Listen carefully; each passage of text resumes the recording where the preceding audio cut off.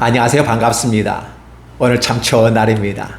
하나님께서 저와 여러분의 가정에 준비하신 하나님의 은혜와 평강이 넘쳐나기를 예수님 이름으로 축원합니다. 열왕기하 22장 11절에서 20절에 있는 말씀을 중심으로 진짜와 가짜가 난무하는 가운데서 우리는 이러한 제목으로 말씀을 나누고자 합니다. 진짜와 가짜가 난무한다 라는 말은 현실을 살아보면 이 사회가 그만큼 혼탁해졌다라고 말할 수 있습니다. 진짜가 진짜답게 자리를 굳건히 잡으면 가짜가 쓸 자리가 없습니다. 그런데 진짜가 그 기능을 제대로 못한다면 비스무리한 가짜가 나타나더라는 것이죠. 우리는 그것을 일반적인 부분에서 이단과 사이비라라는 말을 쓰게 됩니다. 종교에서는 그렇습니다. 그리고 경제적인 부분 속에서는 유사상품에 유의하십시오 라고 말할 수가 있습니다. 물론 유사상품이 더 좋을 수도 있을 것입니다. 그러나 처음부터 시작한 것이 무엇인가를 생각해 본다면 후발주자는 항상 따라와야 되는데 이기기 위해서는 편법을 쓰기 때문에 문제가 되는 것이죠. 마치 진짜와 가치라는 개념을 성경에서는 이렇게 말합니다. 말할 때마다 진리가 없으므로 거짓을 얘기하는 요한복음에 나와 있는 것처럼 그렇게 말합니다. 그러니까 진리는 그 자체 속에서 진실되게 진솔하게 얘기합니다. 그 자체가 진리니까. 그러나 가짜라고 하는 개념은 그 속에 진리가 없어. 진짜가 없어. 그러니까 마치 진짜가 없으니까 진짜처럼 꾸며야 되지 않을까요? 그러니까 유사상품으로 나오고 더 과대 포장을 하게 되고 남이 못하는 걸 우리는 하는 것처럼 선전한다면 물론 문제를 해결한다면 얼마나 좋겠습니까? 그러나 다른 사람이 못하는 것은 나도 못하는 건 기정사실인데 다른 사람이 못하는 걸 마치 우리는 하는 것처럼 다른 제품들은 아직은 부족한 것 같은데 우리 제품은 다 모든 것 과장 광고를 하게 되면서 심의위원회에 걸리게 되는 거지요. 이런 것들을 바라보면서 진짜와 가짜가 이 세상에 드러났다라고 하는 부분 속에서는 사람들의 마음이 완악해져 있고 욕심과 욕망이 들끓고 있다라는 부분입니다. 이러할수록 진짜는 진짜답게 제자리 매김하고 전문가답게 프로답게 서야 된다고 말을 하는 것이고 흔들림 속에서 프로의 정신을 잃어버리고 같이 뒤섞여 버리면 진짜와 가짜가 혼합이 됩니다. 그래서 진짜와 가짜가 혼합이 되면 세상 가치 기준이 무너지게 되기 때문에 심히 우려스러운 일이 발생합니다. 진짜는 진짜로서 자리매김을 하고 굳건히 자기의 정체성을 가지고 가는 것이죠. 설령 유사상품이 나온다 할지라도 말입니다. 가짜 이단 사이비가 나온다 할지라도 여전히 자기 길에서 자기의 몫을 굳건하게 해나가면 하나님이 그 길을 열어주시지 않을까요? 때로는 이 사회가 하나님의 개입이 더디되는 것 같고 악한 이가 더 성장하고 악한 이가 더 부흥하는 것 같은 그 상황 속에서 하나님은 잠잠한 것처럼 느껴지다 보니까 하나님은 안 계신가 아니야? 라는 생각을 하게 되고 누군가 말한 것처럼 신은 죽었다라고 말하기도 합니다. 사실 신이 죽어서 죽었다고 말하는 것이 아니라 신이 죽으면 죽었다고 전제하는 그 이유는 바로 하나님이 없이 생활하는 그들의 삶 속에서 겉으로는 하나님이 살아있다고 말하는데 실제 행동은 하나님이 죽은 것처럼 행하는 당시 독일 교회를 향해서 니체가 외쳤던 말이기도 합니다. 그러니까 이 말에 대해서 귀에 있는 자는 듣고 아 그렇구나 교회가 그만큼 경건이 떨어지고 능력이 떨어지고 다 종교화되어 버리는 상황 속에서 하나님 중심보다는 인간 중심의 사회로 가고 있구나라고 감각을 한다면 또 그에 대해서 그 말을 받아들인다면 얼마나 좋을까. 그러나 그들은 받아들이지 아니하고 오히려 니체를 정신병자 취급을 해버리고 니체가 외치는 그 소리에 귀를 기울이지 않았어요. 우리는 이런 모습을 보면서 누군가가 누구에게 힐난을 하고 비판하고 비평을 한다고 했을 때 그 모습 가운데 왜 그렇게 비평하고 비난을 할 것인가 라는 부분이에요. 이 부분에 대해서 귀를 기울일 수 있는 사람은 무엇이지 않을까. 나와 반대에 있어서 분명히 내가 잘하는데도 내가 나를 지적한다면 문제가 되겠죠. 그럴 때는 우리는 그에 대해서 합리적 대응을 해야만 할 것입니다. 그러나 잘못하고 있는 것에 대해서 누군가가 지적을 하게 되면 그에 대해서 반응을 어떻게 보일 것인가. 즉각적인 반응을 보여서 아 그렇군요. 당신의 지적이 일리가 있습니다. 라고 받아들인다면 얼마나 좋을까. 그러나 이 세상은 이미 욕심이 충만해져 있고 자기의 아상과 자신의 바벨탑이 있었기 때문에 누군가가 그 바벨탑에 도전하면 가만히 놔두지를 않는 거지요. 그래서 오늘 저와 지금 함께 나눌 수 있는 것은 진짜와 가짜가 난무하는 이 사회 속에서라는 부분입니다. 따라서 이 진짜와 가짜가 난무하는 이 가운데 우리는이라는 부분 속에서 저와 여러분이 어떤 선택과 어떤 결정을 할 것인가라는 부분이에요. 그래서 세상의 흐름을 따라 갈 것인가 아니면 하나님의 말씀을 따라 갈 것인가 라고 하는 부분이죠. 그 진짜와 가짜 속에서는 사실 이 제목이 어떻게 잡았냐면 천국의 고속도로, 천국의 지름길 이렇게 한번 잡아보고 싶었습니다. 근데 제목이 너무 진부한 것 같아서 진짜와 가짜의 난무하는 속에서 우리는 이란 단어로 바꿔봤습니다. 여러분, 하나님의 나라가 우리 안에 임하였고 우리 가운데 임하였습니다. 즉 우리들의 마음속에 임하였고 그리고 우리 환경 가운데 임하였습니다. 이미라도 역사적 사건 속에서 하늘의 보좌를 버리시고 이 땅에 오신 예수 그리스도, 하나님의 보내신 자 예수 그리스도께서 이 땅에 오셔서 저와 여러분의 마음속에 오셨고 여러분의 삶 속에 함께 계십니다. 천국이 임한 겁니다. 근데 과연 여러분에게 천국이 임하였습니까? 라고 질문해보면 다들 고개를 갸우뚱하게 됩니다. 그럴까요? 저와 여러분의 마음속에 하나님의 나라가 임하였습니까? 라는 부분이죠. 하나님을 의논하고 하나님을 빙자해서 그 하나님을 통해서 장사하게 되고 그 하나님을 통해서 거짓 리더십을 가지고 가면서 그 하나님을 의논하면서 그 자리에 자기가 들어서는 것. 성경은 이렇게 얘기하죠. 거짓되고 가증한 것이 쓰지 못할 곳에 쓰거든 이런 표현을 쓰게 돼요. 말세에 나타나는 이단 사이비들이 그렇죠. 적그리스도가 나타날 때 쓰는 말입니다. 누가 이단 사이비이고 누가 적그리스도인가 라고 했을 때 하나님의 자리에 들어서는 자입니다. 마치 예수와 같이 예수님의 모습처럼 흉내를 내고 가는 양의 탈을 쓰고 한 늑대는 아닌가를 생각해 봅니다. 바로 그런 부분에 주의하는 거죠. 이걸 유사 상품에 유의하십시오. 유사 종교에 유의하십시오. 다른 말로 하면 이단 사이비에 유의하십시오 라는 부분이에요. 이 시대가 참 어렵습니다. 교회가 교회의 기능을 못한다고 얘기하고 있습니다. 사실 이 땅에 존재하는 어떤 기관도 제 기능을 발휘하는 기관이 있습니까? 없습니다. 없어요. 가장 바뀌지 않는 것이 종교 영역이고 법의 영역이고 정치 영역이라고 합니다. 왜 그럴까요? 왜 그들은 바뀌지 않을까요? 그리고 오히려 더 거짓이 난무하고 공격하고 자기는 숨기고 남은 까발리고 그래서 남에게 큰 상처를 주고 그 상처 속에서 자기가 위대하고 승리한 것처럼 느끼면서 이 사회의 흐름을 그렇게 이끌고 가는 모습은 아닐까. 이러한 우려 속에서 하나님은 이 땅에 오셔서 무엇을 우리에게 말씀을 하고 계실까? 도대체 이러한 사회와 이러한 환경 속에서 하나님은 재림하셨고 저와 여러분의 마음속에 임하였고 우리의 삶에 함께 계시는데 우리 하나님이 오셔서 이 땅에 과연 무엇을 이루고 하려고 하실까? 라는 것이었어요. 그래서 하나님의 나라 백성으로서 우리를 초청은 해 주셔서 이 초청장은 다 받았는데 온 인류가 초청장을 받았는데 그 초청장에 응하고 거기에 참여하고 순종하는 자가 적다라는 표현을 쓰게 되고 초청장은 받아놓고도 딴 핑계 대면서 나 시집가고 장가가고 나 사업을 했고 나 밭을 샀고 나 소를 짐승을 샀고 할 일 많아. 근데 어떻게 그 초청장에 임할 수 있겠어? 라는 부분이죠. 진정한 겸손한 사람이라면 초청한 그분에 대해 예의를 갖추고 참여해야만 합니다. 참여할 때도 예복을 입고 참여를 해야 됩니다. 그냥 잠바떼기 하나 걸치고 와서 쫓겨납니다. 형제여, 너의 예복이 어디 있느냐? 라고 말합니다.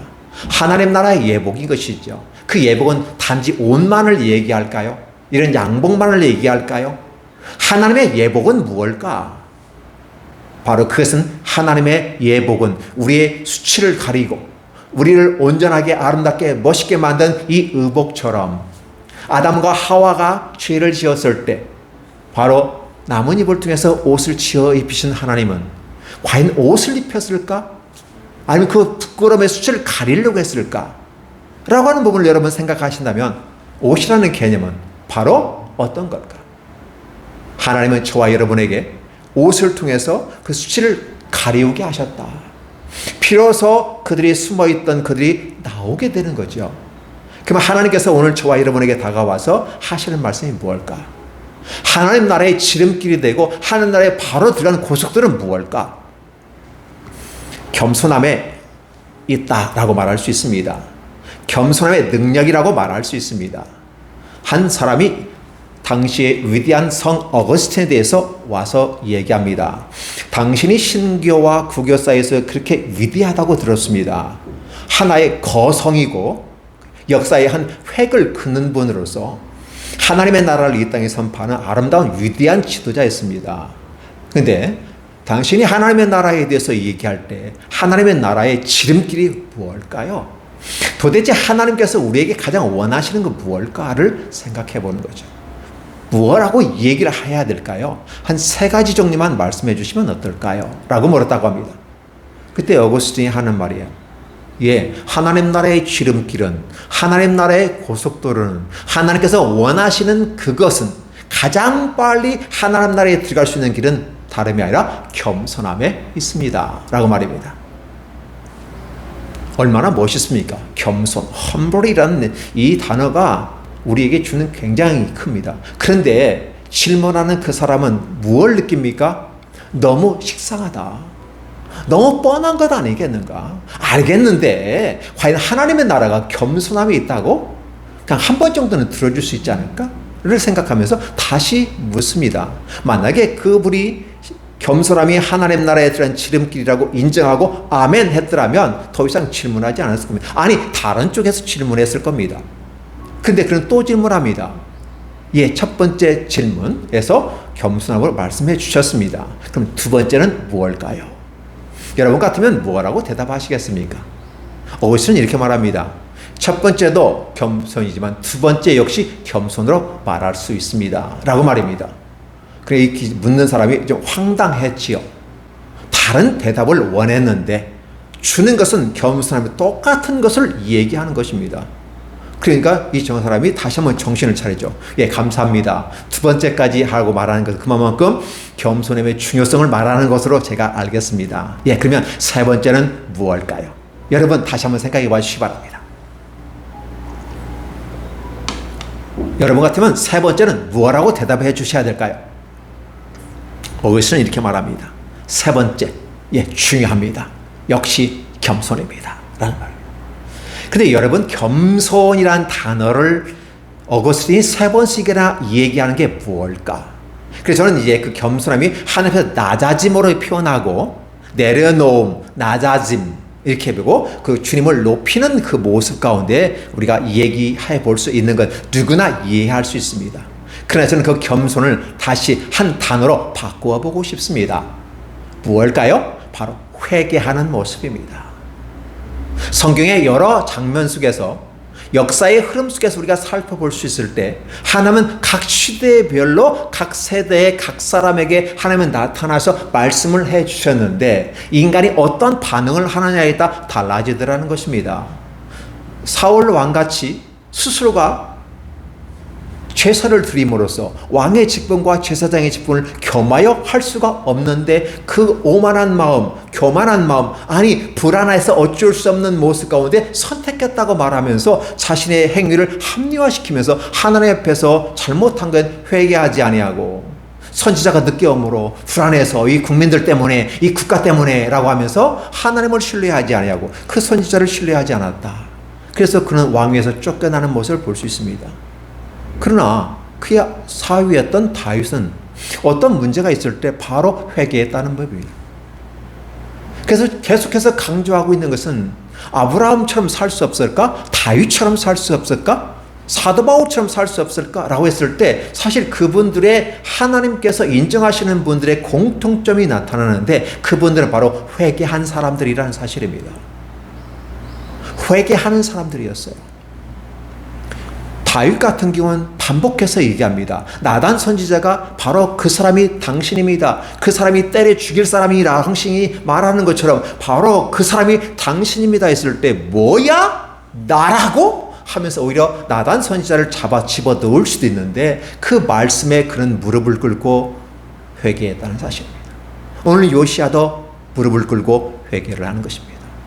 옷을 찢었다는 개념은 당시에 하나님 앞에서 회개의 상징으로서 옷을 찢게 되는 것이고, 그래서 그 슬픔으로 옷을 찢은 다음에 죄를 뒤집어 쓰고 하나님 앞에 회개한다는 부분입니다. 이 겸손이라는 단어는 낮아진다는 것이고, 낮아짐, 이 humble이라는 단어를 쓰는데, humble이라는 이 흙에 가까운 HULIM에 있을 때는 되게 사람을 얘기할 때 쓰는 단어이고요. 그러면 사람은 흙에서 왔다. 결국은 뭐냐면 사람이란 존재는 흙으로 왔기 때문에 흙과 가까이 제일 낮은 자세로 엎드려 부복한다라는 말을 쓰게 되죠. 나는 완전히 없는 존재가 되고 당신은 높은 존재가 되면서 바로 겸손을 표현할 때 바로 낮아짐을 얘기할 때 씁니다. 그런데 낮아지는 행위는 하나의 우리 육체 가운데서 엎어짐의 자세로 나타나지만, 그러나 엎어짐의 자세, 마음에 엎어지는 자세는 무엇일까? 도대체 마음이 겸손해서 엎어지는 자세는 무엇일까? 바로 그것은 회개하는 것입니다. 그러니까 우리가 이런 부분을 잘 살펴보아야 돼요. 하나님께서 저와 여러분에게 아까 옷을 지어 입히셨을 때는 우리의 수치를 가리게 해주셔서 이젠 자유롭게 자유인으로서 살 수 있도록 길을 열어주시는 거죠. 그런데 그런 자유를 주고 우리의 의로운 옷으로 우리를 구원하시고 세마포 옷을 입히시고 잔치에 들어오고 하나님 나라에 들어 초청장을 받아서, 아니 어쨌든 간에 다 들어오긴 들어왔는데 옷이 있어야 된다는 거예요. 그 옷이라는 개념은 뭔가 수치를 가리웠다는 전제가 들어가는 거죠. 하나님 나라에 들어가는 건 좋아요. 누구든지 들어올 수 있어요. 들어오긴 들어오는데 예복이 없으면 어떻게 된다? 쫓겨난다. 왜 예복이 없으면 쫓겨날까요? 바로 그것은 저와 여러분의 수치가 가리워져야 되는데, 아담 같은 경우는 내가 두려워하여 숨었나이다라고 말하면서 하나님의 은혜를 간구했고, 하나님은 옷을 입혀주셔서 그가 숨은 그 자리에 나오게 해주셨다는 사실이에요. 그러면 오늘 저와 여러분들이 하나님 앞에서 회개하고 마치 옷을 찢는 거잖아요. 그 옷을 입혀주는데 우리가 옷을 찢어버려요. 당시 옷은 비싼 값어치가 있었기 때문에 그런 의미가 있고요. 원래 옷을 찢는다는 것은 나 자신 그냥 적나라하게 드러내는 거거든요. 그래서 겸손이라는 단어는 나를 옷을 찢어서 그러면 내 몸이 드러나잖아요. 내가 드러난다고 하면 수치가 드러나게 되는 거고, 내 가리웠던 것이 드러나기 때문에 하나님 앞에서 감히 어떤 행동을 할 수 없고 그냥 그저 낮아지는 상태, 이런 상태가 바로 회개고, 그래서 이런 부분이 하나님이 기쁘게 여기시는 것입니다. 하나님께서는 이렇게 회개하는 자에게 하나님은 의의 세마포 옷을 입히신다. 비로소 그는 낮아짐 속에서 행동 제약을 받고 부끄러움 속에서 웅크리고 있는 그 모습, 그리고 하나님을 하나님으로 인정하고 자기 자신의 모습을 인정하면서 나아가게 될 때 하나님은 그의 죄를 용서하시고, 왜? 회개하는 자는 하나님이 용서하신다고 그랬습니다. 우는 자야, 하나님 앞에서 통해 자복하는 자, 하나님은 거절하지 않으시고 들으십니다. 그러면 그를 어떻게 돼요? 다 씻겨내고 옷을 입히시고, 그렇죠. 요셉이 마치 지하 감옥에서 있을 때 죄인의 모습에서는 허접하게 있었지만 그가 바로 왕의 앞에 나갔을 땐 목욕을 하고 옷을 입히고 금사슬에 치장하게 되고, 그렇게 해서 왕 앞에 나아가는 것처럼, 그래서 이제는 죄인이 아니라 공로자가 되고, 그렇죠, 업적을 가진 사람이 되는 이 모습으로 요셉이 쓰는 것처럼 오늘 저와 여러분이 바로 하나님 앞에 겸손하러 간다. 그래서 겸손이라는 단어가 다들 좋아해요. 어떻게 보면 마귀도 겸손한 자를 좋아한다고 합니다. 마귀가 자기가 교만하지만 교만한 자를 마귀도 싫어한대요. 그런데 이 겸손이라는 단어가 왜 그렇게 중요할까? 이 겸손을 우리들의 삶의 정의에서 마음을 찢는 거예요. 그래서 너희는 이제 옷을 찢지 말고 마음을 찢으라는 거예요. 구약의 모습 가운데는 형태로서 나타나기 때문에 외형적 상향을 갖기 때문에 옷을 찢었다는 말을 쓰지만, 신약에 와서는 옷을 찢지 말고 마음을 찢으라. 달리 말하면 결국은 그 외에는 회개한다는 거죠. 하나님 나라의 치코스요, 하나님의 지름길이 될 수 있는 건 바로 회개하는 모습입니다.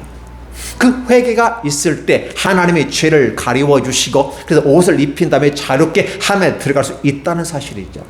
그래서 겸손이라는 단어가 그만큼 대단히 중요한 것이죠. 우리는 하나님의 나라를 들어가는데 착한 일 해야 된다. 그렇죠? 성지순례 해야 된다. 헌금을 많이 해야 된다.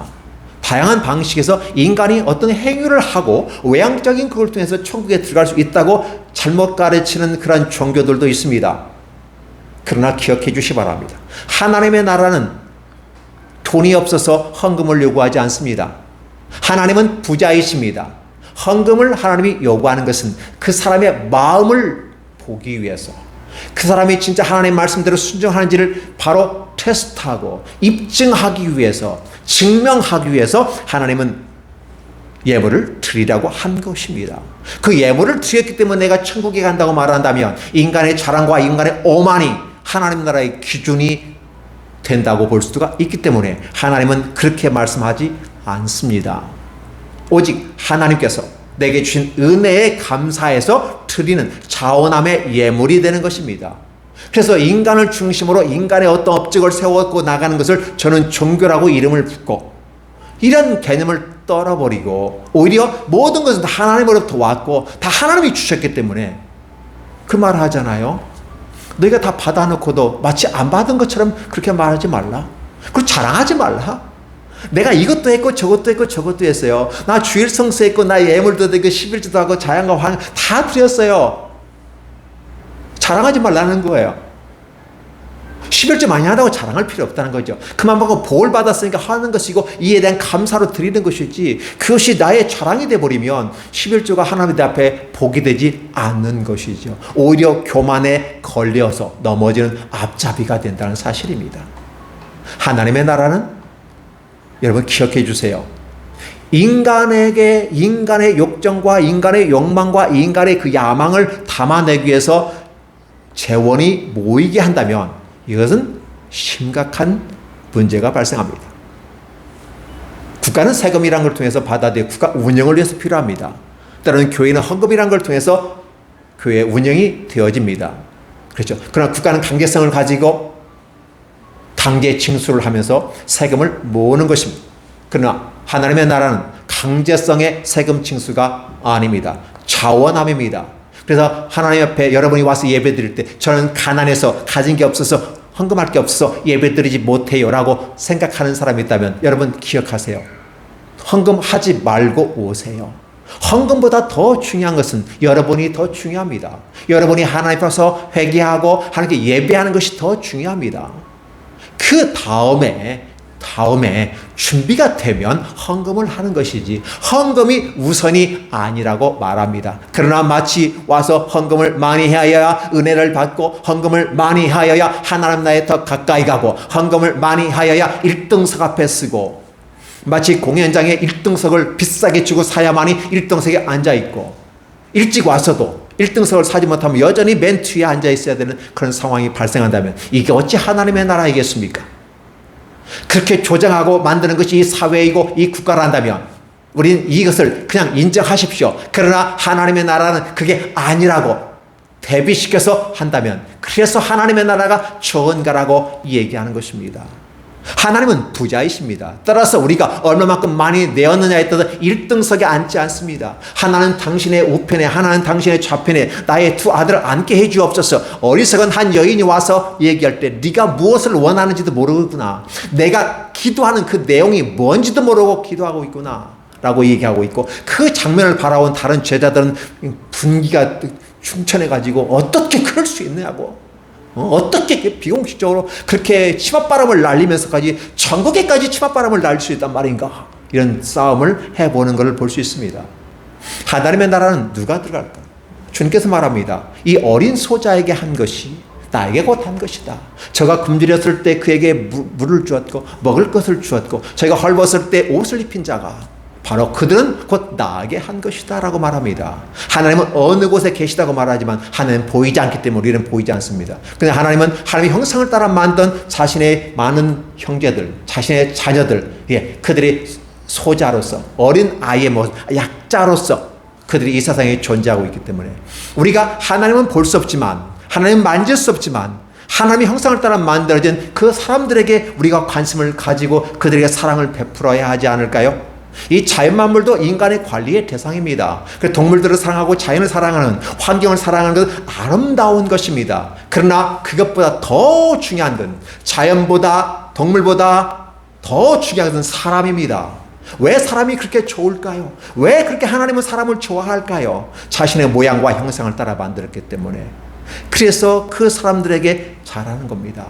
부자인 사람, 권력 있는 사람에게는 할 필요가 없다고 합니다. 그런데 하지 필요가 없다고 하는데 그들에게는 세금을 바치고 아부하고 뭘 드리고 선물을 드리고 그래서 아부합니다. 그러나 성경은 이렇게 말합니다. 그들이 너희가 바친 것에 감사할 줄 아느냐? 그들은 더 많은 것을 요구하고 그렇지 못할 때는 짓밟아버리는 것이다. 그리고 너희들한테 돌아올 게 별로 없을 거야. 그러나 네가 만약에 그러한 예물들을 가지고 사람에게 대접한다면, 약자에게 대접한다면, 그렇죠, 하나님은 그를 높게 바라볼 것이다. 자연 환경을 사랑하고 동물을 사랑하는 것은 아름답지만 그러나 그 동물을 사랑하는 것보다 사람을 더 사랑하는데 관심을 가져야 하지 않을까. 현대인들이 많이 지쳐있는 것 같습니다. 성경은 그렇게 하나님을 사랑하듯이 이웃을 사랑하라고 말하는데 사람들은 이웃 사랑하기를 싫어합니다. 머리 검은 짐승은 키우지 말라. 왜? 그것은 반드시 나한테 배반하고 거꾸로 내 등에 비수를 꽂을 거다라고 역사의 흐름 속에서 인간의 악함을 가지고 경험했기 때문에 그렇습니다. 근데 강아지는, 개는 배반하지 않더라. 그래서 강아지를 더 좋아하고 개를 더 좋아하는 사람도 있습니다. 개 좋아하고 동물을 사랑하는 것은 아름다운 것입니다. 그러나 더 중요한 건 뭘까요? 상대적으로 중요한 건 뭘까요? 바로 하나님의 형상과 모양을 따라 창조된 것입니다. 비록 그들이 악한 자라 할지라도 너는 그들을 위해서 기도하고 품으라고 합니다. 근데 우리가 그들을 품기엔 너무 힘들고 아파서 차라리 못 본 척합니다. 관계없는 다른 것들을 키우고 애완동물과 반려자란 말을 써가면서까지, 동반자란 말을 쓰면서까지 거기에 에너지를 쓰면서 우리의 이웃은 등한시해버리고 사람은 개 무시하고, 개 무시입니다. 개는 사람 대접하고 사람은 개 무시합니다. 이런 시대가 발생하는 것이죠. 정상적인 방법을 말씀드릴까요? 하나님의 형상을 따라 창조된 인간들을 사랑하고 보살피면서 자연 환경과 동물들을 사랑하는 것 아름다운 것입니다. 위치에 맞게끔 경계를 넘어서서는 안 됩니다. 대단히 중요한 거 아니겠습니까? 우리는 다시 한번 생각해 봅니다. 이 시대가 어느 시대입니까? 우리는 하나님의 말씀을 듣는 시대입니다. 인간의 귀에 좋은 말을 듣는 게 아니라 하나님의 말씀을 듣는 겁니다. 어떠한 것이 옳은가, 어떤 게 그런가라고 하는 그런 부분에서 옳고 그름을 이 세상은 원치 않는 것 같습니다. 내가 어떤 것이 유익한가, 내가 어떤 게 효율까지고 나한테 도움이 될 것인가를 추구하는 시대가 되어버립니다. 그건 종교입니다.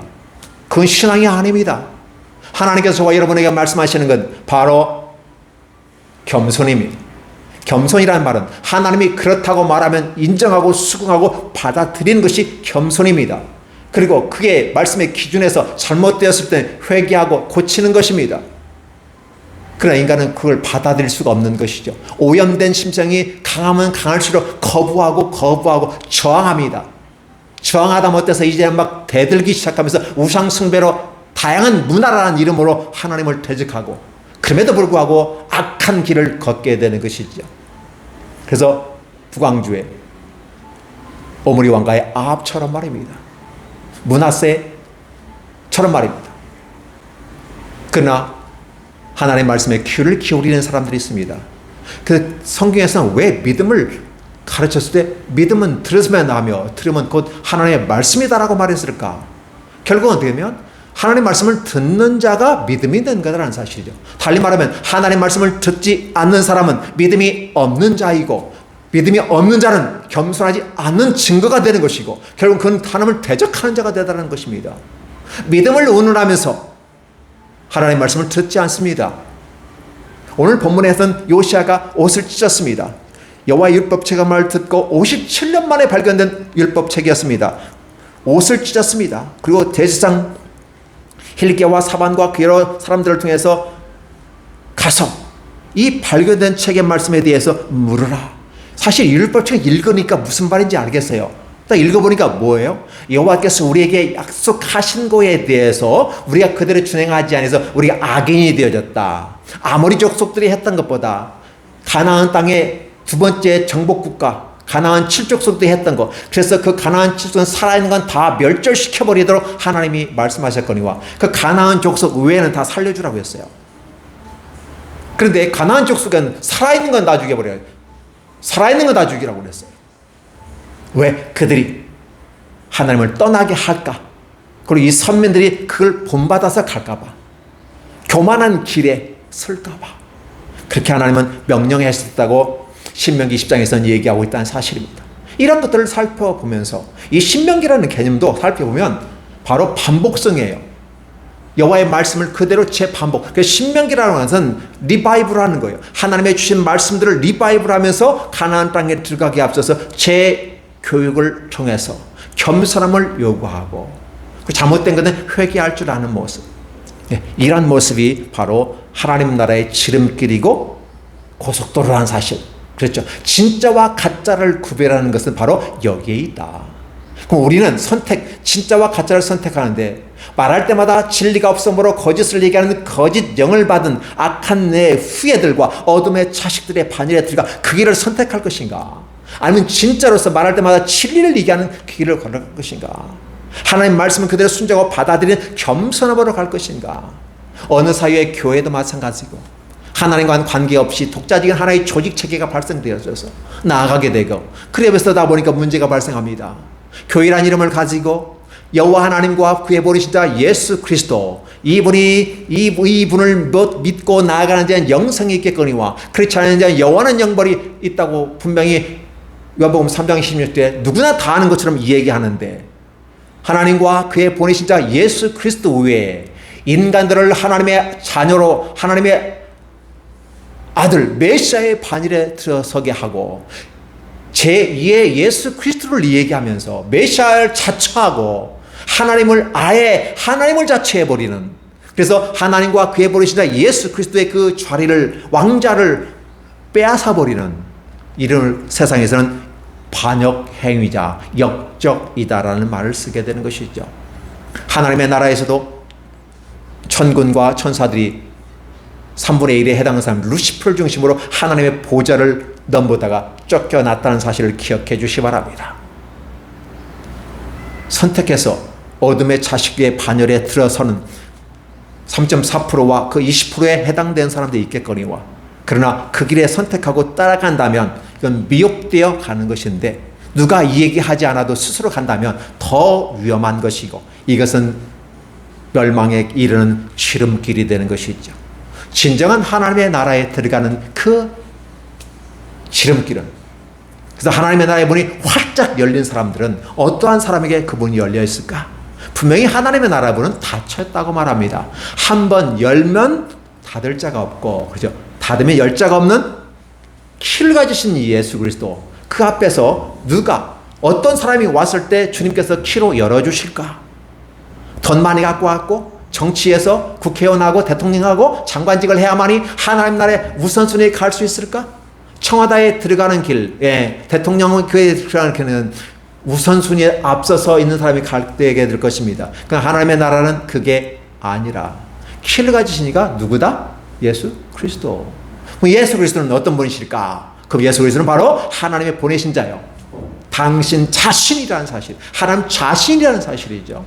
그분이 이 땅에 오셔서 구원의 길을 키워갖고 있는데, 누가 감히 메시아를 자청합니까? 누가 감히 하나님을 자청합니까? 멸망에 가증한 것이 쓰지 못할 왕자를 빼앗고 그 자리에 앉았을 때는 힘이 우려스러운데 그것을 구별하지 못하고 분별하지 못하고 그에 빠져들며 자기뿐만 아니라 자기 아내와 자기 자식들을 한 번에 몰고 들어가서 멸망의 길로 가는 이런 아둔한, 영적으로 어두운 사람들이 있어요. 어떻게 하겠습니까? 자신의 선택이니까 그냥 가는 거지요. 위에서 기도해 줄 뿐이지만 그것마저도 권하여 말할 때 듣지 않으면 내버려 두라고 하는 것입니다. 가룟 유다가 와서 이 땅에 악한 길을 갔습니다. 분명히 하나님 예수 그리스도의 제자 중에 한 사람이었습니다. 그러나 그는 제갈 길로 갔습니다. 베드로가 묻습니다. 그 사람은 어떻게 되었을까요? 너와 나와 그 사람과 무슨 상관이 있겠느냐? 그는 제 갈 길로 갔느니라. 제 갈 길로 갔느냐. 차라리 저는 나지 아니하였으면 더 좋았을 뻔했다. 라고 주님이 말씀했다는 것을 기억하십시오. 그렇다면 오늘 하나님 말씀을 들을 귀가 있고 믿음이 있고 하나님 나라에 사모하는 자라면 바로 이 말씀을 기억하십시오. 진짜와 가짜 속에서 우리는 어떤 선택을 할 것인가? 바로 여호와의 말씀에 귀를 기울이는 것입니다. 오늘 본문에 그렇게 말씀합니다. 성경에 기록된 것, 왕이 읽었던 그 내용대로 하나님은 다 그대로 이 남유다에게 재앙을 내릴 것이다 라고 메시지를 줍니다. 하나님께서 요시아에게 주신 말씀이에요. 기억해, 겸손하다고 하는 단어가 우리가 겸손하다고 하는 그런 추상적인 모습 가운데 있어요. 하시는 겸손이 그렇습니다. 근데 그 겸손함이 실제 삶에 나타나는 것은 회개의 모습으로 나타나야 돼요. 그러니까 겸손하다고 말하는 사람은 달리 말하면 나는 죄인이로서라 말하면서 회개하고 낮아지는 자의 모습으로 삶의 모습이 입증을 해 주셔야 돼요. 그 입증해 주는 가운데서 또 다른 하나의 입증할 수 있는 것은 하나님께 묻는 자세예요. 내가 몰라. 하나님에 대해 잘 몰라. 그러면 물어야 돼요. 모르는데 묻지도 않고 배울 생각도 안 하고 가르쳐주면 짜증을 내는 사람들이 있어요. 그런 사람들은 겸손하다고 말할 수 없죠. 요시아는 바로 하나님께 묻습니다. 선지자에게 묻되 하나님께서 무엇은 내용은 알아. 지키면 복을 받고 지키지 않으면 저주받는다는 뻔 알아. 그런데 이 말씀을 50년 넘게 방치된 그 상태에서 율법책을 하나님께서 발견하게 한 그 이유가 뭔지를 모르겠다. 하나님 어떤 계획을 갖고 있었길래 그동안 50년이 넘게 방치되고 먼지 쌓였던 율법책을 발견하게 하고 이것을 우리에게 주셨냐는 거예요. 그러면 그걸 주시는 하나님의 모습은 무언가? 묻는 자세예요. 묻는 자세. 요시아가 멋있는 모습이 이거예요. 오늘 이 시대 한국 교회에 있는 목사님과 장로님과 권사님들 다 믿음이 있고 교회를 크게 하고 성장하고 이러고 저러고 말합니다. 근데 과연 하나님께 묻느냐고 질문을 한번 해보고 싶어요. 묻지 않고 복을 주세요. 나 성공하게 해주세요. 우리 교회 부흥하게 해주세요. 이거 해주세요. 저거 해주세요. 저거 해주세요. 택배 개사에게 마치 맡겨놓은 것처럼 요구하고 있는 거죠. 그런데 우리는 다시 한번 묻는 것입니다. 하나님께 다고 주세요라고 하는 것도 하나의 기도지만 더 중요한 것은 무엇일까요? 하나님께서 무엇을 원하십니까? 라고 묻는 자세가 필요한 거죠. 진실로 상대방의 마음을 헤아리고 상대방과 함께하는 이 모습이 얼마나 중요한지를 기억해 주시기 바랍니다. 당신은 어떠한 생각을 갖고 있는데요? 당신은 그래서 어떻게 생각하시는데요? 그러면 나는 어떻게 해야 더 조화를 이룰 수 있을까요? 묻는 자세가 필요하다. 지혜로운 사람은 묻는다라는 거예요. 대화법을 쓰면서 학문이 시작되는 것처럼 묻고 묻는 거예요. 그는 알아도 묻고 몰라도 묻습니다. 왜? 몰라서 묻고 더 배우기 위해서 묻기 때문에 그래서 더 지식을 더하게 되는 모습을 보이지 않을까요? 자, 오늘 기억해 주셨으면 좋겠습니다. 분명히 진짜와 가짜가 난무합니다. 언론을 보거나 신문을 보는 거죠. 그죠? 신문, 방송, 언론, 매체, 유튜브라든 기타 다른 걸 보면 도대체 이 세상이 어떻게 될런지 물론 사실은 이게 전부는 아니에요. 이미라도 다 있었고 현재 있는 거예요. 그런데 심각함을 더 느낄 뿐이지 거죠. 심각함을 느낀다고 하는 개념은 어떻게 돼요? 우리가 하나님 앞에 무릎을 꿇을 수 있는 시간이 가까워졌다. 아니, 지금 바로 무릎을 꿇어야 된다는 사실이죠. 요시아는 그랬어요. 그 말을 듣자마자 옷을 찢고 회개했습니다. 그렇다면 어떻게 할 것인가? 회개하는데 구체적으로 어떻게 할 것인가? 여호와의 말씀을 들어야 하지 않을까? 그래야 여호와의 말씀을 들으면 그 말씀대로 나아가는 거고. 그 여호와를 듣는데 여기서 말씀하십니다. 그 땅과 그 백성에게 재앙을 내리겠다. 그리고 그걸 끄지 않겠다. 하나님 품에 화를 냈다가도 꺼시거든요. 근데 끄지 않겠다. 달리 말하면 남유다를 완전히 멸망시켜버리겠다라고 얘기해요. 히스기야 때 말씀하시는 것처럼 100년 후에 그런 일이 일어날 거라고 예언하시고 바로 재앙을 내리십니다. 그렇게 얘기해 주시는 거예요. 그럼 어떻게 될 거예요? 그 말씀을 들으면 어떻게 해요? 회개하는 거죠. 그렇기 때문에 요시아가 그 말씀을 듣고 종교 계획을 다시 단행할 수 있는 힘을 얻고 동력을 얻는 것입니다. 새로운 길로 가는 것입니다. 하나님이 원하시는 길로 다시 갑니다. 세상을 역행하면서도 갑니다. 이게 놀라운 축복의 역사가 요시아의 마지막 기둥 같은 개혁이 펼쳐지게 되는 것이죠. 자, 그렇다면 이렇게 겸손한 자에게 하나님은 어떻게 한가? 하나님은 이쁘게 보시죠. 두 번째는 뭐가 될까요? 그 말씀을 들어주십니다. 네가 내 말을 들은 것처럼 나도 네 말을 들어서 그렇죠? 복을 주겠다라는 거죠. 근데 장차 이런 재앙이 이 땅과 이 거민에게 임할 때 너는 그걸 보지 않고 편안히 평화스럽게 먼저 죽을 것이다 라고 얘기하면서 이러한 재앙이 너는 그 재앙을 보지 않고 피해갈 거다라는 축복을 주시게 되는 것이죠. 오늘 본문은 바로 그런 내용을 간략하게 요약해 놓고 있습니다.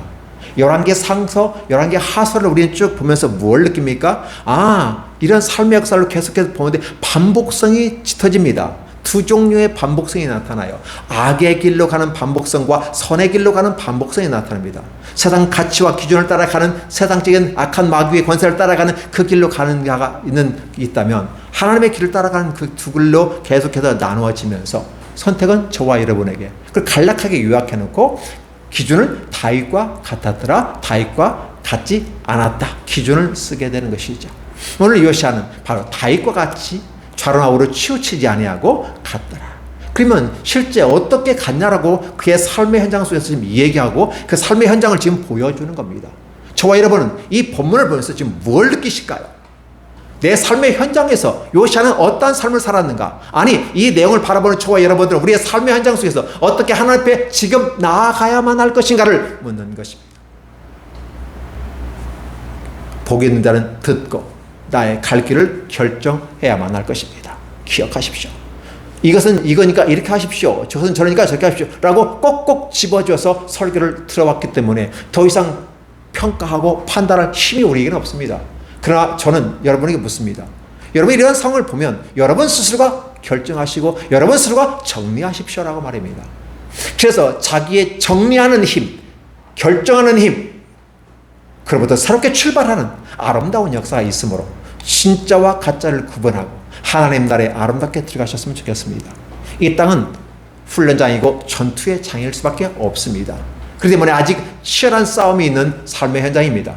그러나 이 장막이 끝나면, 이 역사가 끝나면 하나님 나라에 들어가게 될 건데, 하나님 나라에 들어가서 하나님 나라입니다. 하나님 나라에 영생하는 길로 갈 것인가, 영벌로 갈 것인가를 여러분 기억하십시오. 분명하게 한번 죽는 건 정한 것이고 죽은 후엔 심판이 있으리니 라고 말하면서 경각심을 가지라고 주는 거지요. 그래서 이 땅에서 하나님의 나라에 들어가는 지름길은 바로 죽지 않고도 바로 하나님의 나라에 들어갈 수 있는 것은 겸손함에 이르는 길이고, 그 겸손함은 곧 회개하는 길이고, 낮아짐의 모습 가운데 하나님께 묻는 겸손함이죠. 그리고 하나님의 말씀을 듣는 겸손함, 이게 바로 우리에게 하나님께서 요구하시는 것이고, 이렇게 되어졌을 때 비로소 저와 여러분의 마음속에 하나님의 나라가 쑥 들어오게 되는 것이고 여러분의 삶의 환경에 하나님의 나라가 임할 줄로 믿습니다. 그리고 오늘 말만 여러분 찬양을 할 것입니다. 하나님께 영광을 돌릴 것입니다. 이러한 여러분의 복된 삶에 있기를 예수님의 이름으로 축원합니다. 기도하겠습니다. 하나님 감사합니다. 놀랍게 축복하시고 권능과 능력의 손으로 우리에게 함께 임하여 주옵소서. 우리가 다양하고 화려하고 멋있는 말로 하나님의 나라를 칭찬하고 하나님의 나라를 화려하게 설명합니다. 그러나 하나님의 나라가 화려한 게 아름다운 그 화려한 세계 속에 어떻게 들어갈 것인가에 대해서 얘기하지는 않습니다. 믿으면 들어간다고 하는데 믿기만 하면 들어가는 게 아니라 바로 하나님 앞에 겸손함으로 있을 때 들어가는 것이고, 그 겸손함으로 우리의 삶의 현장 속에서 회개하는 모습들, 회개하라 천국이 가까이 왔느니라 회개하게 하시고, 그리고 회개하면서 우리가 어떻게 할 거라고 하나님께 묻는 자세의 모습, 그리고 그 묻고 하나님이 주신 말씀을, 율법책에 기록된 말씀을 듣는 자의 모습, 이게 바로 겸손이 실체화되어지는 모습 가운데 우리의 삶의 모습에 나타나도록 함께하여 주옵소서. 이러한 삶을 살아가게 될 때 이 땅에 전투하는 현장 속에서도 하나님 나라의 지름길에 임할 수 있도록 하나님 축복하시고 큰 기쁨이 가득하게 하여 주옵소서. 예수님의 이름으로 축복하며 기도하옵나이다. 아멘.